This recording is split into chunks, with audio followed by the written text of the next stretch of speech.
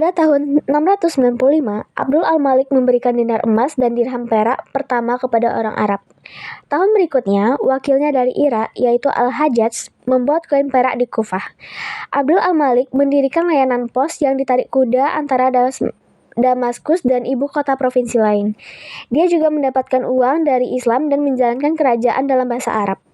Pada masa Daulah Umayyah, ekonomi tumbuh dan berkembang. Yang pertama yaitu perdagangan. Setelah Daulah Umayyah menguasai wilayah yang cukup luas, aman untuk berdagang lewat darat dan laut, umat Islam menganggap aman melakukan perjalanan darat ke Cina di sepanjang jalur sutra untuk berdagang sutra, keramik, obat-obatan, dan parfum. Orang-orang mencari rempah-rempah, jamu, kasturi, permata, logam mulia, gading, dan bulu di jalur Laut Timur. Jadi, Basra di Teluk Persia tumbuh menjadi pusat perdagangan yang ramai. Kedua, pertanian dan industri. Di bidang pertanian, Bani Umayyah mempromosikan pembangunan. Ia menciptakan sistem pengairan atau irigasi yang dimaksudkan untuk mendongkrak hasil pertanian. 3. Reformasi fiskal.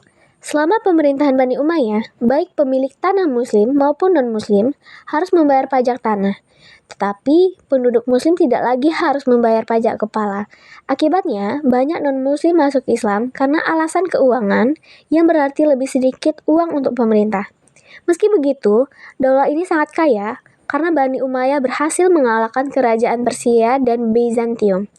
Pada masa pemerintahan Umar bin Abdul Aziz, kesejahteraan rakyat bisa ditingkatkan bukan karena memungut pajak seperti para khalifah Bani Umayyah, melainkan dengan menggunakan sumber daya alam yang sudah dimiliki dan mengelola keuangan negara dengan baik.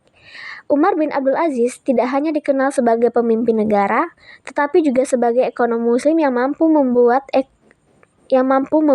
mengelola dan menjalankan kebijakan ekonomi yang membantu rakyat selama ia memimpin. 4. Pembuatan mata uang. Dari tahun 65 sampai 86 Hijriah, ketika menjadi khalifah, Abdul Malik bin Marwan mencari uang sendiri. Saat itu, pemerintahan menjadikan Dar Ijad sebagai tempat mencari uang.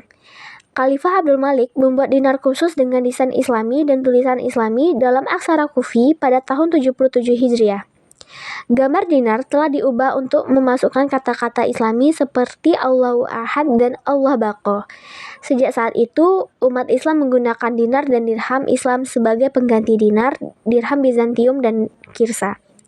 Selama masa Bani Umayyah, gagasan persatuan dan kesatuan memiliki pengaruh besar pada perekonomian, karena umat Islam yang besar akan aman dan stabil jika bersatu dan bersatu. Jika keamanan tetap stabil, perdagangan akan berjalan lancar, yang akan menjaga perekonomian tetap berjalan. Departemen Pendapatan Negara bertanggung jawab atas semua sumber pendapatan yang tercantum di atas. Kesimpulannya, selama Bani Umayyah, ekonomi mulai tumbuh lebih dari sebelumnya. Pertumbuhan ekonomi jangka panjang yang akan membuat dinasti ini kaya terikat baik pada kebijakan khalifah maupun partisipasi dan dukungan rakyat terhadap kebijakan tersebut. Dunia Islam telah datang jauh dalam waktu singkat, di banyak bidang seperti agama, arsitektur, sains dan teknologi dan ekonomi. Ada banyak ketidaksepakatan, dan ada banyak alasan mengapa dinasti ini runtuh.